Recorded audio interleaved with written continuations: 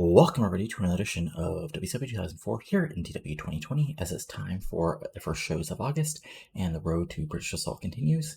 But first again, we've got the mid-year awards here. And again, we got Wrestler of the Mid-Year, Booker, Eddie Guerrero, Jeff Jarrett, Rob Van Dam, Shane Helms.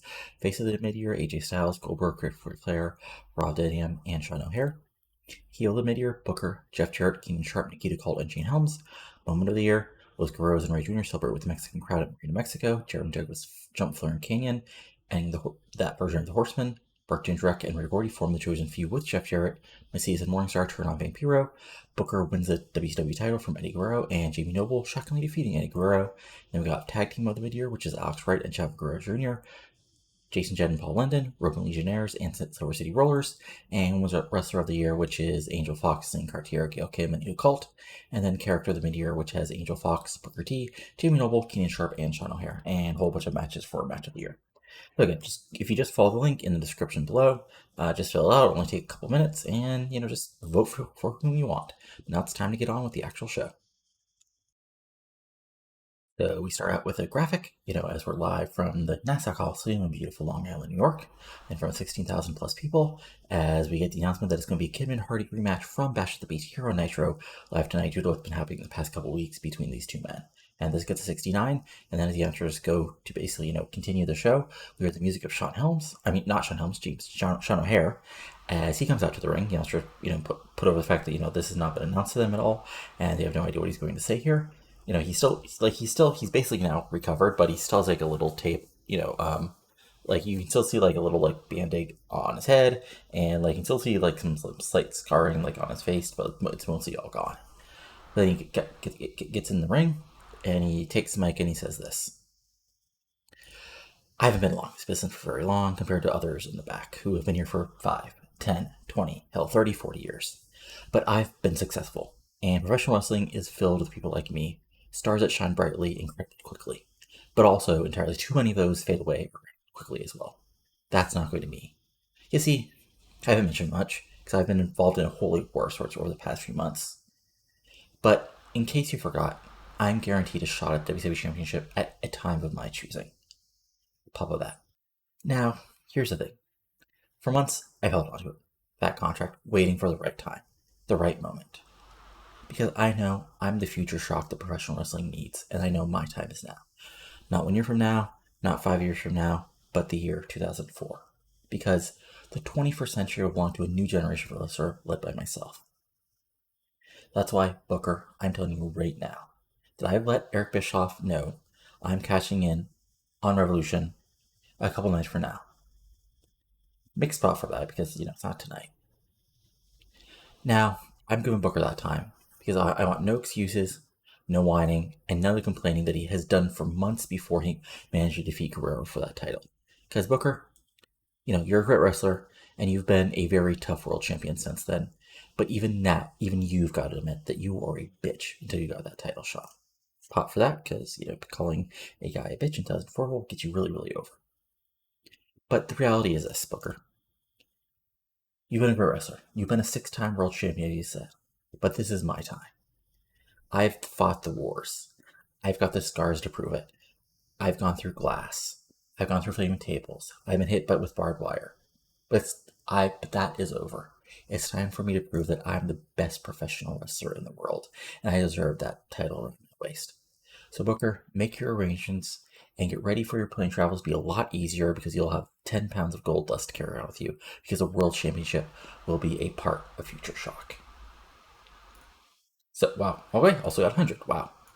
Good timing. But yeah, basically, as you can sort of tell, Sean O'Haire is officially cashing in his world title shot he won for winning the Mayhem tournament way back last November at Revolution in two nights. So 100, got the crowd hotter, and there you go. Not much to say for that. So we'll come back to commercial, and we have our opening match, as in a bout that was set up last week to determine the number one contender to the Cruiserweight Championship, and about like good wrestling and decent from the crowd. Jason Jett drew with Paul London 704 following a double count. So these guys, they start off wrestling friendly, but very quickly, Jett gets a little more aggressive, then London fires back, then Jett fires back, then London fires back, and soon they're going all out at each other.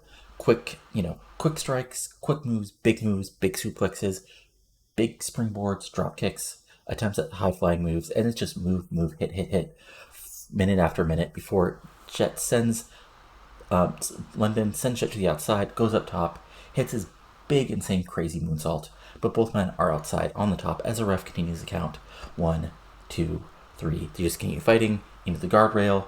Jet tries to hit a big suplex on the ramp, but London reverses it, hit a fisherman buster on the outside before the ref finally gets to the 10 count and calls for the bell. Overall, this gets a 70. Jason Jet gets a 68. Paul London gets a 78 because he's great. And Jet and London actually have great chemistry, which is something I did not know. I mean, I think that they didn't have that as tag team, so interesting. So after the match, Skipper comes out and, sarcastically claps for both men and says, well, looks like the supposed two great cruiserweight wrestlers who have been tag team champions just couldn't get it done for a chance to face me, the best athlete in the cruiserweight division and one of the best in professional wrestling. There's a reason why I'm the cruiserweight champion. It looks like neither of you get a damn title shot against me, against the man, the human high rate route. Cue Eric Bischoff music. He said, wait, no. Look, Skipper, you're the cruiserweight champion, so you get a little power, but you don't get that much power, my friend. That's why at the pay-per-view, it's not going to be you not getting a title shot. It's going to be Elite Skipper versus Paul London versus Jason Jet in a triple threat match. Pop for that. So get ready to defend your title, my friend. Big pop for that is, so it's going to be Elite Skipper versus Jason Jet versus Paul London in a triple threat match for the Cruiserweight Championship, as this gets a 60. Then we go backstage, where Rob Van Dam is backstage, and he says, so, you're probably wondering why I went up there and attacked, made the save on Revolution. Because, I don't usually get involved with other people's business that often, but as I've been here in WCW, I've realized you've got to stand for something or you'll get swallowed up. Bro, it's good to be just out here chilling by yourself, but eventually you got to fight. And you got to fight for what's actually right instead of just doing everything for yourself. Because, I know I'm great. I know I should be world champion right now, if not for Booker T getting lucky. But until I get another shot at that world championship, Jeff Jarrett, you cocky prick, and your buddies, Jindrak and Divine, you're going to have to face RVD and remember why I'm Mr. Monday Night and why I was this close to being world champion. It doesn't matter how many guitars or how much back you have, you're going to end up on the business end of a 5-star frog splash. Fun little promo from RVD, the new feud between RVD and Jarrett after he made the save at the end of Revolution, as this gets an 83, and we move forward. As basically we come out, and as the announcers put over, that Sabu got injured in a fight with the Roman Legion at Revolution, so he'll be out for a couple weeks. The Roman Legion come out and laughed and say, basically put over, that, come on, Sandman come out, we know you got a partner, he's injured, that vaunted homicidal, genocidal, suicidal man isn't wrestled by doctors, and then cue Sandman's whatever rebuff of Inner Sandman we got, and he comes on and says, yeah, it's true, Sabu Man, that tough bastard, doctors aren't letting him even in the building.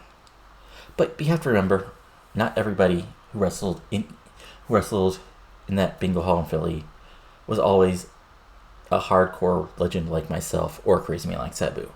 We had some of the best wrestlers in the world wrestling in that building before they got discovered. And one of them, he's helping me out tonight. Cue Ray Jr. Smith, gets something to a big pop. Looks like it's going to be Ray Jr. and Sandman versus the Roman Legion tonight, as this gets a 58. And the actual match, an extremely short match, Ray Jr. and Sandman defeated the Roman Legionnaires in 452 when Swinger Pompianos was disqualified when Tor ran. So basically back and forth, quick little, just complete chaos right from the start. Ray Jr. hitting dives, Sandman brawling, the King gets involved, Roman Legionnaires do some double teaming, and eventually Jonathan Toro runs in, and everything just gets thrown out. It's officially a win for Ray Jr. and Sandman, but the match gets thrown out after a couple minutes. Overall, this gets a 62, Sandman gets a 59, Ray Jr. gets a 79, Roman gets a 43, Swinger gets a 44. Unfortunately, Ray Jr. was held back by the chaotic nature of the match, but that's sort of expected. Because I put this down as a Mayhem match because, look at the people in this match. Of course, it would be Mayhem. But still, Ray Jr. still got a 79 because he's Ray Mysterio Jr. in 2004.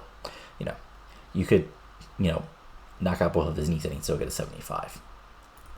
And then post-match, the brawlers continues to a 52 as the entrance pro that Ray Jr.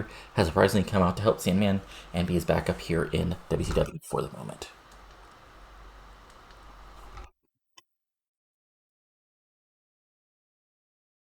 And then we come back to a match as the entrance put over, that Wright and Chavo are the number one contenders for the tag titles, but first they want to challenge both members of the Silver City Rollers in singles action. As in about that good heat and decent wrestling, Alex Wright defeated Reno in 10:29 by pinfall the roll up. So this gets a 78 overall, which is actually better than I expected. So good, solid back and forth match. Reno does his power stuff. Wright fights back with his technical holds and a few big suplexes, but eventually Reno gets a little too aggressive.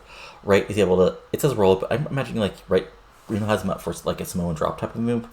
Wright elbows out of it and hits like a crucifix and is able to barely hold on and get the 1-2-3 sort of out of nowhere to a big pop. So this, like I said, Alex Wright gets a 72, Reno gets a 71. Let me see, was there anything specific? Oh, just hot crowd. Okay. But it's a really good match as Wright gets 1.5 of the number one contenders, get a big win over Reno here on Nitro. And post-match, Wright and Chavo celebrate to a 67 as the announcers put over, these men are looking at a shot at the tag team titles sooner than later. And then we have a fun little angle here as backstage, basically, we see Tank Tolan out on the town in various spots in New York City alongside two lovely ladies, or just two local workers. Eventually we see him at a hot club and he's basically turned down but he tries to saying, I'm Tank Tolan, I'm the sexiest wrestler in WCW. I'm the man the ladies crave. You can't leave me out here. As both women sort of just walk past him into the club without him, as he just stands there with nobody on his arms. And then he sort of walks away. As it's 25, and basically, reason this was worse is we're now in New York, not the Southeast, so our former wild side guys in deaf territory are a lot less over. But still, gotta build them up somehow, right? And then we have our next big thing as the Shane Helms show with Shane Helms, starring Shane Helms, starts up, and he says, I was initially going to have another guest tonight, but after what happened at the start of the show, there's only one man who I wanted to hear from, and that man is, of course, the WCW World Champion Booker T. Big heel pop as Booker comes out with Charmel, and Shane Helms says, look, I saw what happened at the start of the show, and I think it's absolutely disgusting. The WC officials are letting that punk O'Hare just come in and announce he wants a title shot. And Booker takes point and says, sucker, you're right. But here's the thing. It doesn't matter.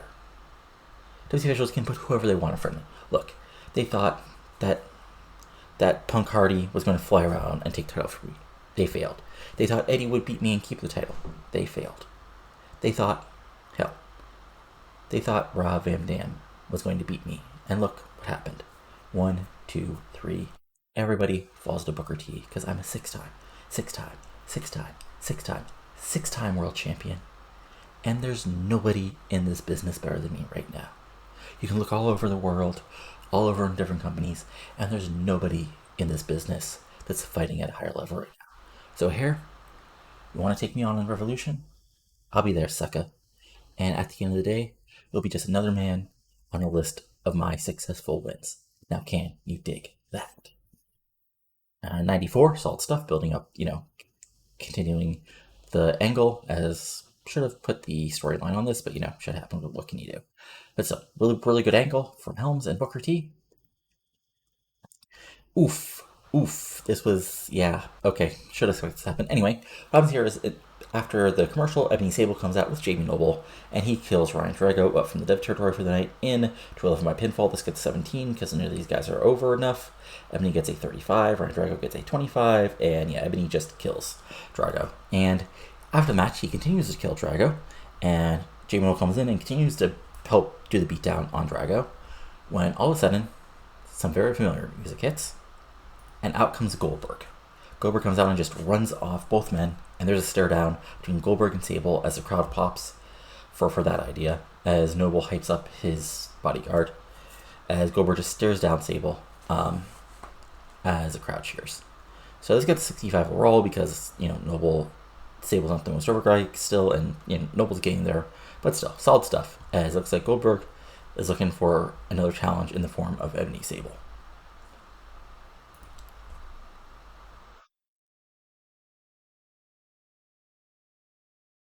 Then you have a quick little hype package for Tajiri. Like this just shows him kicking fools, missing fools, locking fools in tarantulas.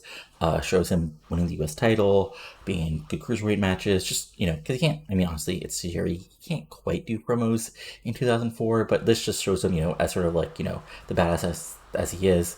And shows we can have like little clips of various other people like talking about how tough a fighter is, how accomplished wrestler is, and that he could be a very tough United States champion, as this gets a 73. Pure sports build, right? And then we have a quick backstage promo where Eddie Guerrero is asked by Jeremy Borash about Sean cashing in, and he says, "Holmes, I don't care who I eventually face to be world champion again.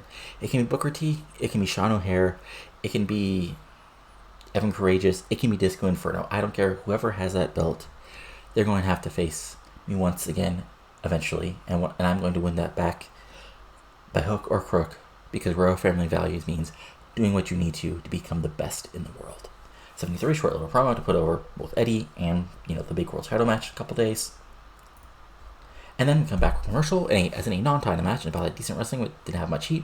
Gail Kim defeats Wisina Busek, one half of European Disunion, in 636 by pinfall with an 8 defeat. This gets a 61. Wisina has a performance of 49. Gail Kim has 64. So it's just a solid, fun little back and forth match, but eventually Gail Kim gets the advantage, goes up top, hits 8 defeat on Busek, despite her trying to get some submissions in, but Gail Kim easily breaks out of him and hits the big move to get the non-match victory in the non-title match. And post-match, as they celebrate, the announcers, to a 77, the announcers put effect, that, a lot of who would be Gail Kim's opponents are involved in their own, personal business. So there's an open question of who will be the next contender for Gail Kim's WCW Women's World Championship.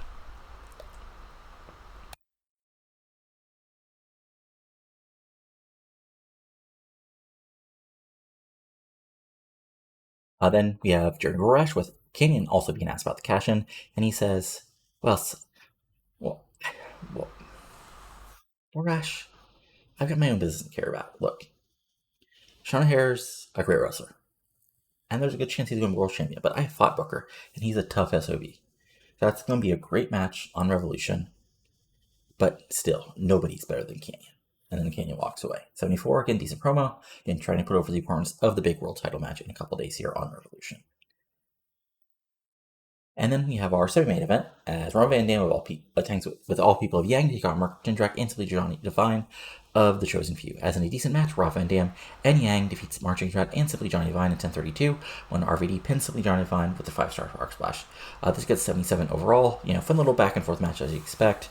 And in the end, unfortunately for the Chosen Few, Yang hits a big dive on Mark Jindrak to keep him down. RVD hits this, hits the Rolling Thunder, goes up top, 5-star frog splash, 1, 2, 3, big victory for RVD. Simply Johnny Devine gets a 59, Martin gets a 75, Yang gets a 49, and RVD gets a 92. And post-match, what happens is RVD is celebrating. He rolls up, he basically is ready for Jeff Jarrett, and Jeff Jarrett comes in from behind, and RVD just fights him off with a few quick punches before Jarrett can even get the guitar out and throws him to the outside, and there's a stare down between both men as the announcers put over that there's going to be a showdown between these two men sooner than later, as this gets a 72. Then we have our next video, as Prince Jose is now in the inner city, and he says, "It's sad, because some of these men could have still be my subjects in Ghana, being under my watchful rule, but instead they're here, the subjects instead of crime, corruption, disease, and..." Hold on, let me go over that again. Yeah. Crime, disease, corruption, and other destructive things that are part of America. But instead, they could be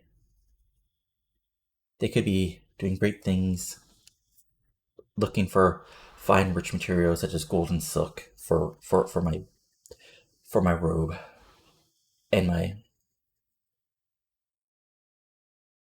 throne. They could be making my and other great families in Ghana even more rich and industrious. Instead, they're stuck here, drinking, doing drugs, getting involved in all kinds of crime and bad matters. But you see, I'm here to show all of WCW what true royalty is all about. 42, decent little promo. Honestly, not my best, but sometimes you have an idea and it just runs away from you. Now it's time for our main event. Oof. Oh, shit. I forgot they didn't click. I should have known that. Huh. Okay. Well, that's unfortunate. Anyway, as in a super match, Jeff Hardy defeated Billy Kidman. Okay, it says by submission with success Cloverleaf, but he got through with pinfall. I forgot Hardy had the submission Cloverleaf finish.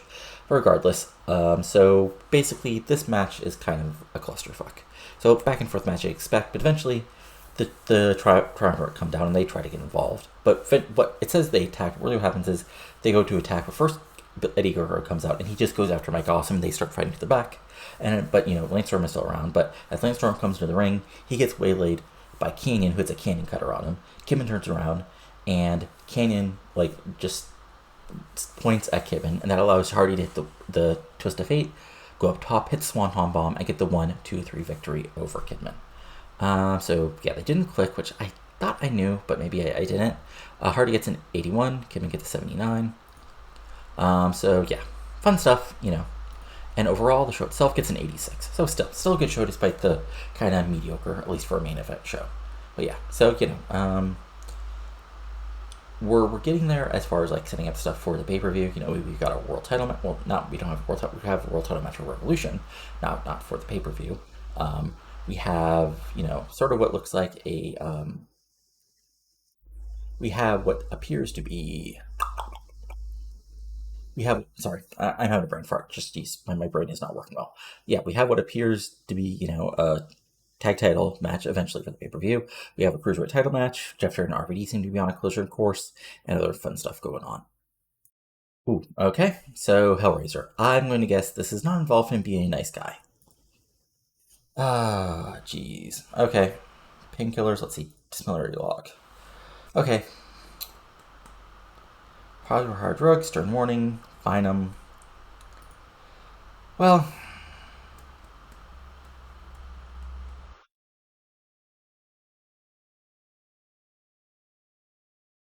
I mean, he got pinned by Eddie last week, so he did the job he needed to. And honestly, Shane Helms isn't really Gigante hasn't gotten involved in a finish in a while, so off to rehab you go.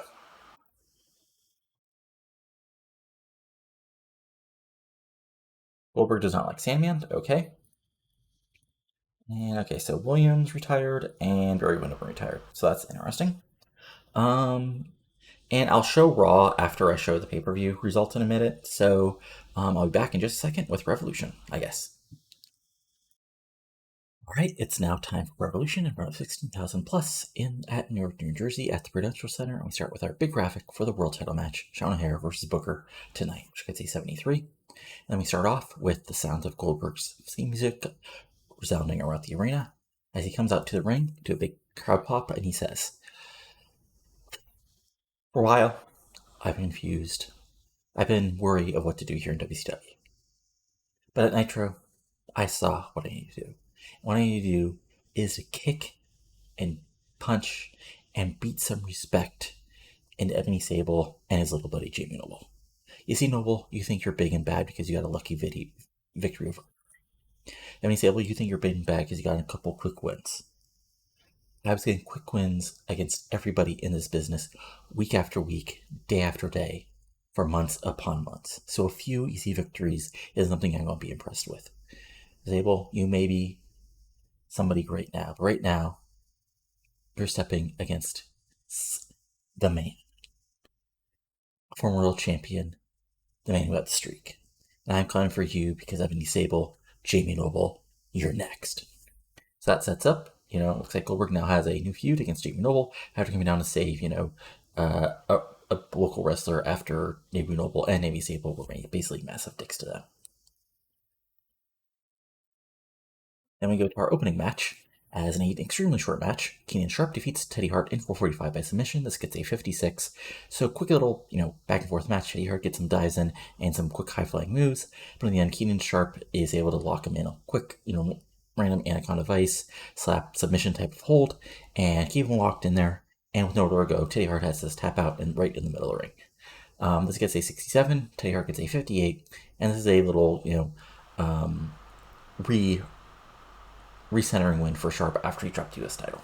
As he gets a quick win over some, decent talent here, and post-match he keeps hold on for a couple of minutes before, the referee finally convinces him to take it off by, threatening him with a disqualification. But then he holds up to big boos to a 52 as, the crowd gives him heat, and, some, people chant, you quit to him. As this skin gets a 52, as we move forward to the backstage statement, Roman Legion is backstage. Roman and Swinger sitting in front of, right behind Toro. He says, "Ray Jr., you got involved in my business. You see, we were going to let somebody like you just, a little Gabon like you, just run around doing whatever you want to do. You got involved in Roman Legion business. And we are going to reform the Roman Empire and run over whoever we need to." So, the Roman Empire used to rule Spain, and Spain used to rule Mexico, which means, Ray Jr., you are under our control. You are still a subject of the Roman Empire, and we will take you out one way or the other. D1, decent little promo, as Sword now seems like set sight on Ray Jr., and along with Sabu and the Sandman. And we have a quick in-ring as Ray LePan comes out to the ring to a decent little heel reaction from the crowd as he says, "If you don't know who I am Ray LePan. I wrestled all over the world. And frankly, it insults me that now I have to be here in New Jersey. The scum bucket of not only America, but the planet, Cheap Heat. But I'll be here and I'll show you what a talented wrestler actually looks like. A truly worldwide, glorious wrestler who has international experience, not just the dregs of American professional wrestling." So its opponent, which is Conan, as this gets a 44, and sort of sets up Penn's character, who's sort of be a foreign cocksure heel, as opposed to Tank Toland, who's also a heel, but is just a womanizing bastard. So this gets a 44. We're on to our actual match. As, this was not great. As in Beth at Turbo Wrestling, Knox says in crowd heat, Ray LePan defeated Conan. It says by submission, but he gets pinfall in 448. This gets a 35, as LePan gets a 39. Conan gets a 49 because he's not that over anymore because I've dropped him out, unfortunately.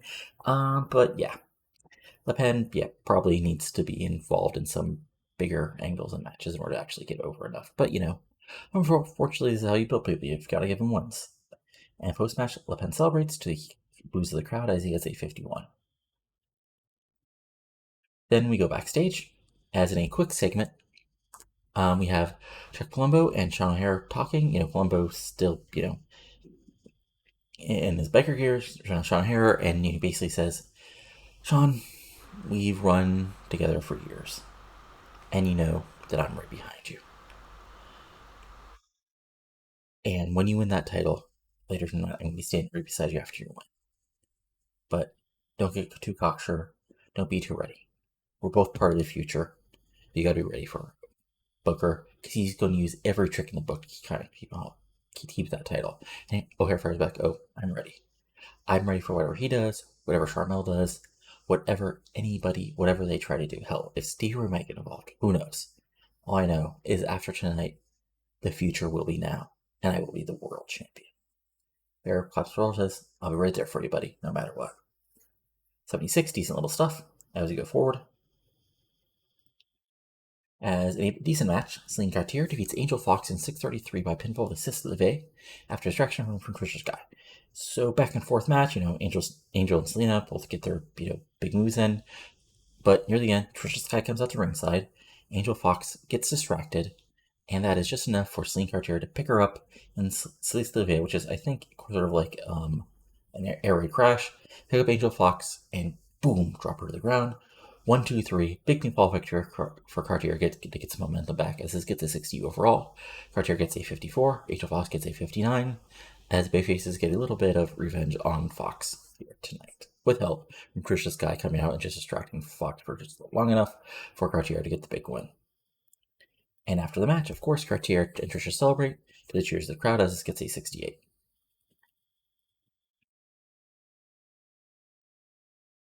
Post-match, what we have is a quick segment where various wrestlers are asked their opinion on the world title match tonight. So first, we have our Mr. Jr. and says, "Well, Booker's been a 6-time champ, but I've got to go with O'Haire. Like I said, the future is now, and he has the momentum. I think he can do anything. Teddy Hart sort of like recovering from his match earlier tonight. He's like, O'Haire. O'Haire's totally got it, man. He's a young guy like myself, and it's time for young guys like myself to rise to the top in WCW. The people who have been here since I was in elementary school. Norman Smiley's backstage, and he says, man, I hope O'Haire does it, but Booker T, 6-time world champion, man. You know? Plus, O'Haire doesn't have the big wiggle in his little dance. And then we cut Dean Malenko with the TV title around his waist, and he says, well, Malenko... And Malenko says, they're both good wrestlers, and neither of them can win. But every dog has his day, so that's why I want to go with O'Haire being the new champ. As this gets a 50, as it's just like quick little promos from everybody involved. And these guys are all variety of overness and, mic skills, so there you go. But just a quick little like realistic segment to do. Then we go backstage where we have Storm Rash with the entirety of the Triumvirate, which as we have a promo where it gets an 80 as Storm Takemakes first says, Rash, you better make this quick, and you better because we have Triumvirate business to get to. As we are back on top in WCW, and there's nothing you can do to stop us. And Burst points out that Kidman did lose to Hardy, and Kidman says yes. After guys like Eddie Guerrero and Cook and Kane got involved. Burst tries to say, but, these two don't, and Storm just sort of pushes them away. As Kidman takes Mike and says, for entirely too long, men like us have been held down by WCW, and we've formed together, as you know, to take our rightful place. And what did WCW do? They suspended a great man like Mikasa for no good reason. Just because he got a little overindulgent in his destruction of people who are not as good as us. Well, Awesome is back, as you saw. And, hey, Eddie Guerrero, you want to be upset about it? Come fight, take us on. Canyon, come fight us on head on instead of running the ring and hitting canyon cutters out of nowhere. Because you have to realize, I've got the greatest big man in the world. I've got the greatest techno roast world. And there's me, the best cruiserweight of my generation. We all should have been world champion by now. But we are going to get what we deserve, no matter who we have to run over. We are the forever, and we are professional wrestling. 80, good promo as we move forward. As we start coming back commercial with Monty Brown in the ring with Stevie Ray waiting for his opponent, and then some familiar music hits, and Ray Traylor comes back, and Ray Traylor is back in WCW. So let's get to 64 as Ray Traylor gets a great law enforcer gimmick. But yeah, so basically, to put this plainly, he's over so he can be a decent little jobber to the stars. Don't expect to do a lot of great stuff from Ray Traylor here, as it's 2004 Big Boss Man. What can he do? What happens is Monty Brown kills him in 4 minutes with the pounce. Traylor does some brawling to start off with, and even hits a big lariat early on. But Brown comes back immediately, and after a few minutes, it's time for the pounce out of nowhere to get the big victory for him. As this gets a 52, Monty Brown gets an 82, Ray Traylor gets a 61. And post-match, Monty Brown is in the ring with Stevie Ray as, Ray Traylor rolls out of the ring, and Stevie Ray says, look at that, just another fruity booty falling to Monty Brown. But you see here, this is a man, Monty Brown, who's not been stopped in WCW ever. No losses, nobody even coming close to defeating him, and look at all the men that have fallen to him. But this man right here, Monty Brown, is a future world champion, and he wants some actual competition. So somebody in the back, please, somebody who can actually bring it to this man instead of being another bit of light work for Monty Brown. And then, Seek and Destroy hits, and out comes Sting. Big pop for that. As Sting comes down to the ring and stares down Stevie Ray and Monty Brown for a minute before grabbing the mic and says, well, somebody wants a challenge. Well, after I lost to Booker, I had to go back and do some thinking. I had to realize something. I wasn't ready to be world champion again. But, folks, it's still showtime. Pop for that. And I am ready to get in that ring and whoop your ass, Monty Brown. Because, yeah, you're a young pup. You might be a great wrestler one day. Hell, you might be world champion one day. But you're not ready yet. You haven't faced any actual competition in that ring at the level at World Championship level. You face a lot of good wrestlers, but you never facing somebody truly elite.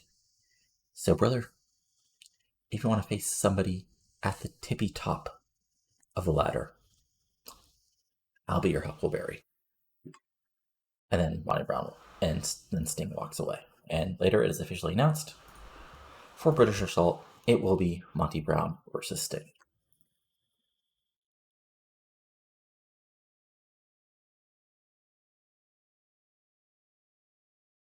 Let's get to 77. So decent stuff. Let me see here. Was there anything low experience, low heat? Nothing too terrible. Then we go backstage as Booker T is with the world title, and he says, Sean Harris says I should shine up this belt and get ready to be 10 pounds lighter. Well, sucker, that's just not going to happen. You see, I'm world champion for one simple reason. Well, two simple reasons. One, the guidance of my queen Charmel, and perhaps more importantly, the fact that I am the best wrestler in the world, and finally, I'm doing what I need to. O'Hare, you might be great one day. You might be even as great as I am, but you're not there yet. I've beaten men like Eddie Guerrero, Jeff Hardy, Rob Van Dam, all those men. You think you're better than them? You think you're better wrestlers than them? You think you can defeat me? Well, tonight, you get your shot. You get your shot. You called your shot, O'Hare.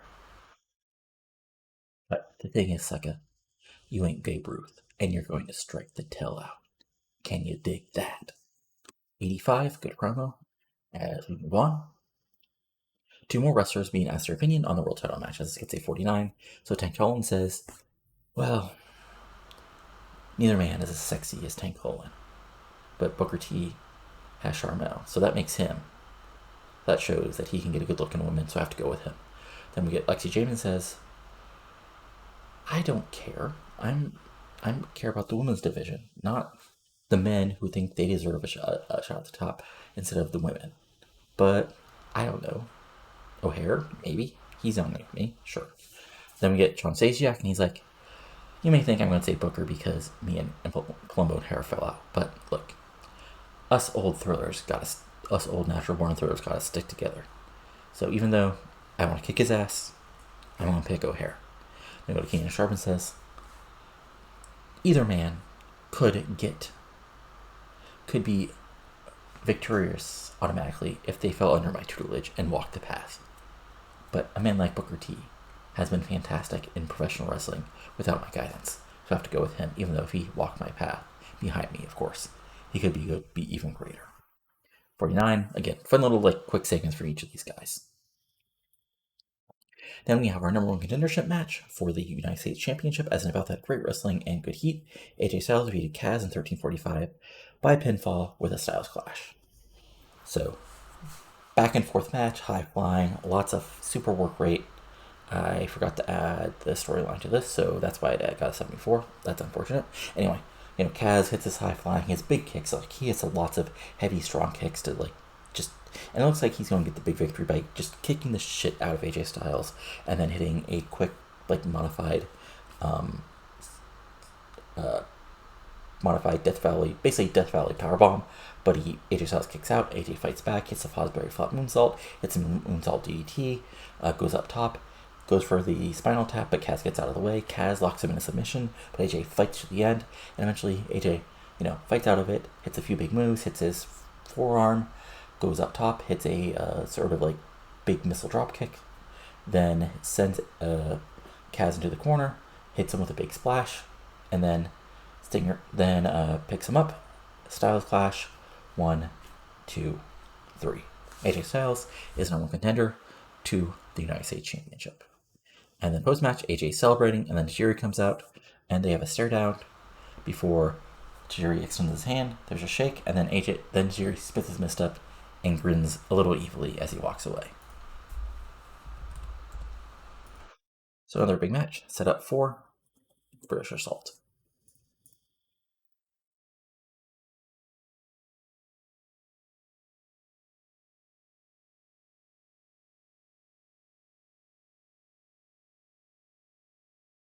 So we go backstage where Angel Fox is just freaking out like a diva, throwing stuff around, like throwing like food around, yelling at random backstage of people as she just then stomps away, saying, I'm going to do something about this.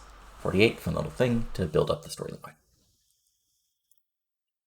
Then we go backstage where Rob Van Dam is backstage when the rest of the Chosen Few show up. And it looks like it's going to be a 3-on-1 beatdown as Jeff Jarrett says, Slapnuts, did you think you were going to get away with it? Did you think you were going to get away with embarrassing us and not get... And we wouldn't show you exactly where you... What we're going to... sorry. Did you think you were going to get away with doing that? And do you think we were not going to do something about it? Everything's like, bro, if you want to try to kick my ass, you can try to kick my ass. But all it proved is you're just a little whiny bitch who can't fight me one-on-one. Ooh. And then Jarrett responds back like, I could beat you up one-on-one, but why wouldn't I take the advantage and remind you that we're the elite group in professional wrestling, and you're just a guy who spends too much time in somebody's van, high as a kite. Ooh. Awesome. And it says, like, Robin Dam sort of like gets in sort of like a karate position ready to fight. When coming out like around the corner is Brother Ray, and he stands beside RVD and says, hey, need some backup? RV says, I won't mind it. And for the Chosen V says, well, it's not worth it now. But Van Dam, you better be ready, because sooner or later, you're going to have to pay. You're going to have to pay for what you've done. RVD fires back, we're just going to have to ready one day, Jarrett, to fight Rob Van Dam. 81, fun little stuff, building up the storyline. Then we get the same Prince Jose video in the inner city from what we saw last week, as it gets a 46, and it's time for the main event. So, O'Hare comes out, huge babyface pop, Parker comes out, big heel pop. Solid back and forth US style match, build up, lock up, holds, shoulder blocks, boom, nothing happens, shoulder block, boom, nothing happens. Eventually, O'Hare gets the advantage with some brawling, hits a big lariat, hits a big sort of like modified suplex, hits a big stalling vertical suplex, goes for the pinfall, no dice. Hits, Booker fights back with a knee lift, does some brawling of his own, takes O'Hare down with a side suplex, chokes and cheats a little as Charmel distracts the referee. Hits a spin kick, then goes for the axe kick, but O'Hare gets away. O'Hare hits another big lariat. O'Hare actually goes up to the second rope, hits a big elbow, and then he picks up Booker for a Widowmaker early, but O'Hare slides out of it. Booker slides out of it, goes for the booking of himself, but O'Hare fights out of that. More brawling, Booker T hits a spine buster, does a spin to a heel pop, hits the axe kick, and then actually goes up top for the Harlem Hangover, but Sean O'Hare rolls out of the way. O'Hare looks like he's going to hit a big sort of running lariat, but Charmel sort of grabs his arm. Charmel gets on the ropes and sort of distracts him. O'Hare goes chase her off, but Booker T fights from behind, gets back the advantage, hits another spine buster, works on O'Hare's back and neck, goes for the bookend again, but again O'Hare fights out of it. Eventually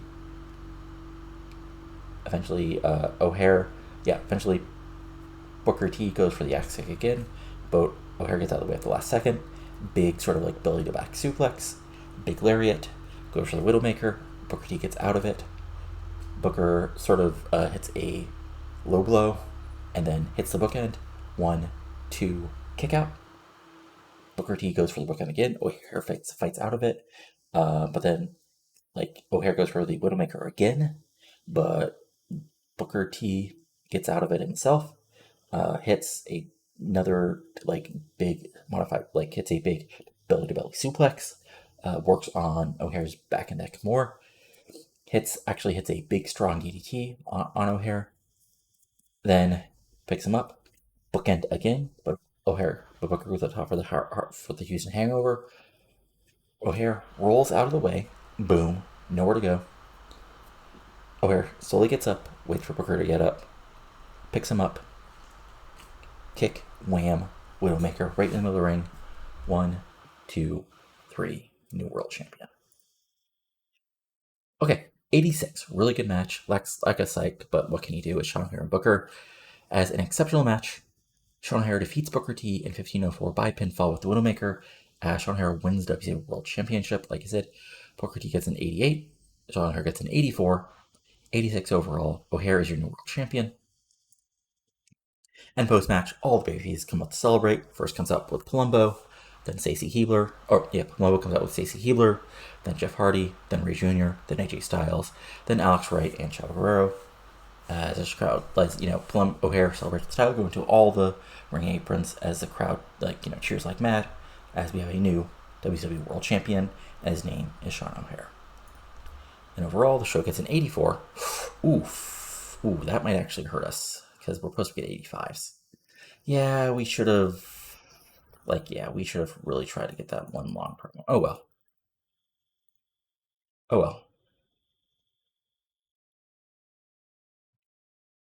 Yeah, that is not going to make our friends at TNT happy, but hey, I'll push it.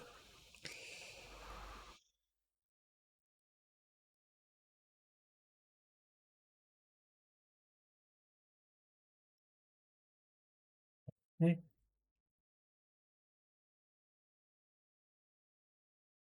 The Trish guy thinks James turned into a good worker. Interesting. Would he be? Yeah, I know. Ooh, okay, so user talent point. That's kind of ironic that I got this user talent point when O'Haire finally becomes world champion. That's kind of hilarious to me. So, okay, so right now we're at 7 in creativity, 5 in motivating, 5 in leadership, 5 in diplomacy, 6 in. So we could either become sort of above average in something, become truly great in creativity, or we could get up leadership. I think honestly, we are going to get up diplomacy by 1. So yeah, let me see. Did that really help Sean O'Hare's? I mean,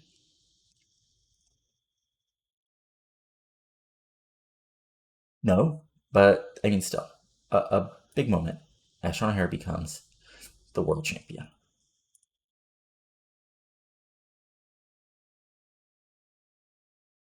That's again, if you look at O'Hare's in this save, he's been a he's been a one-time tag team champion under my tutelage, but also won the main tournament, world champion. And if we go to him, top 25 matches, all these matches, especially 2003. And yeah, world champion match is not quite the best ever, but it's still in basically his top 10, I think. Well, okay, number 13, but still tied for 8th. But yeah, great stuff. And yeah. Anyway, now on to everything else. So first, we've got the WWF. So they had SmackDown. So SmackDown had Undertaker winning a squash, Edge defeating Nick Dinsmore in '89, Vampiro, Chris Benoit, and Chris Stritton defeating Randy Orton and Bud McGrath in '84. Real defeats. Oh wait, I showed you guys this. Never mind. I always forget that this happens before the show. Anyway, so actually, what was next was Vengeance. So Vengeance happened. Molly Holly defeating 8. Oh right, you need to go down a little bit. Okay, so overall, let's see what actually matters. Okay, Leviathan defeated Cody Hawk by DQ in a random match in A78. Crash Holly defeated D'Lo Brown in a 863. Raven defeated Perry Saturn, Matt Hardy, and JBL in a 79 to retain the European title. Molly Holly defeated a debuting Shaniqua in a 74 to retain the women's title. We had Quick and Sexy defeating Bump and Grind for the tag titles in a 81. We had Scott Hall, Chris Benoit, Triple H, that Jura team, defeating Randy Orton and the Blue Meanie and Mark Henry. That's an interesting 6-man in a 90 of all things. We had Scott Steiner defeating Steven Richards in a 90. We had Roland Regal defeating Vampiro, DDP, and Kevin Nash. That's sure a 4-way of wackiness. 91. In a huge tag match, Kurt Angle and Billy Gunn of the new improved Team Angle defeat Steve Austin and Shawn Michaels in a 98. We had Chris Jericho defeating The Undertaker in a 99. And then we had the Big Show defeating Brock Lesnar in a cage match to retain the World Championship in 95 and sort of like blowing off that quasi feud. Then on Raw, we had Cherry Slice defeating Elizabeth Love in a 37. Yikes.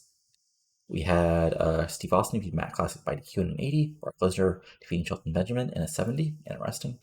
JBL, Triple H, and Chris Benoit defeating William Regal and the Outcasts of Rhino and Tommy Dreamer in an 84. We had Scott Hall defeating Randy Orton in a 77. And with The Undertaker defeating Scott Steiner by count in a 97. And then New Improved Team Angle defeated Big Show and Shawn Michaels in a 91. And then we had in SmackDown, we had DDP defeating Matt Classic in the opener. Steven Richards defeating JBL in an 84. Interesting. Vampiro defeated Randy Orton in 90. Scott Steiner, Chris Jericho, and Brock Lesnar defeated William Regal and Bowman Brennan in 91. Steve Austin defeated Kevin Nash, and then Shawn Michaels and The Undertaker defeated Chris Benoit and Triple H in a 99. Fun times, fun times.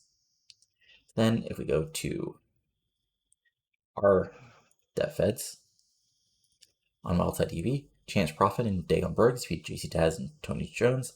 Cassie Riley defeat Bobby Lashley in a 50, as Lashley's still young. Killswitch defeating Ryan Drago in a 57. And Jason Cross and Chris Rambola defeating Jimmy Raven and Rothschild in a 71. So 64 overall for that. And then we had in our weekly house show, we had Kenzo Suzuki defeating Ryan Drago. And Claudio Castagnoli and Bobby Lashley defeated Dagon Briggs and Matt Morgan in a 42 on the pre-show. We had Travis Comco and Trevor Rhodes and Stone Mountain defeat Keith Walker in the Vanguard. We had Lazarus defeating Sonny Siaki in a 54. We had Tom Zuma Howard from NWA defeating Shane Balor, Jimmy Raven, and Rothschild to retain the NWA North American Championship. And then Adam Jacobs defeating Kay Grace, who's a regen who we signed in a 63. Then in our women's dub fed, we had we had first in the weekly show, Beth Phoenix defeated Mischief in a 42. Ariel and Pink Girls defeating Allison Danger and the Mega Woman in a 48. Lisa Osaka defeated Madison Sinclair in a 47. Shirley and Melissa defeated Ronnie Jordan by the Q in a 55. And the Anti-Authority, which is Lacey and Desire, defeated Buddy Max and Vanessa Harding in a 50. And then for Ladies Night 36, which is the monthly big show, Madison Sinclair defeated Mischief in a 39. Beth Phoenix, Lacey, and Tracy Brooks defeated Vanessa Harding and Mega Woman, which is Sydney Rogers and Mega Molly, in a 50. Bonnie Maxon defeated Ronnie Jordan and Allison Danger in a 53. Cheer and Melissa defeated Melissa Osaka to retain the title. And in the main event, social scene of Antisocial, Nikki Rocks defeated Desire and Natty Neidhart to retain the tag titles in a 53. So then OVW. So I showed you guys this because this happened on Monday. So Maven defeated Steve Bradley in a 51. Jamie Keys defeated Bloody Phoenix in a 57. Bull Buchanan defeated Doug Basham in a 53. Rio Constantino and Joey Ryan defeated Charlie Haas and Joey Matthews. That's an interesting group of people. Homicide and Spanky retained the OVW tag titles, defeating Gene Jawanksi and Hyzena, and Justice defeating Trent Baker. And then in the other weekly loop show, Miss Natural defeated Evelyn Chambers, who is a regen who was finally signed by the WWE, who actually has a lot of talent, so that'll be interesting to see. Maven and Damaja defeated Logan Kane and Steve Bradley in a very OVW 2005 match. Bo Buchanan defeated Joey Matthews in a 57. Homicide and Spanky defeated Rob Conway and Tony Mamaluk in a 61, and another very indie/OVW match for the mid-2000s, and Justice defeated Rico Constantino in 65. And then the HWA. On the weekly show, Matt Bentley and Andy Douglas defeated Corey Castle and Scanled Ivan. Russ Haas defeated Jimmy Jacobs. Scott Vick defeated Joel Grunge, and Dane Dorn defeated Ekmo Fatu, and Master Record defeated Ricky Shane Page. So interesting stuff, and not a lot's going on in the rest of the world at the moment, at least nothing you guys care about. But that's the show. A absolutely huge main event, huge show as Sean Hare becomes the world champion, and we begin to set up everything else and continue to sort of work people up, including our sort of like lower card people up from our dev fed. So I think it was a solid show. And again, follow the link to sign up to vote in the Meteor Awards. But that's it for now. So so go ahead and give me a like if you enjoyed this stuff. Enjoyed the show. Comment below what you're liking and not liking. Red channel for other TW 2020 content eventually. And that's all for now. So talk later, and adios. Have a good one.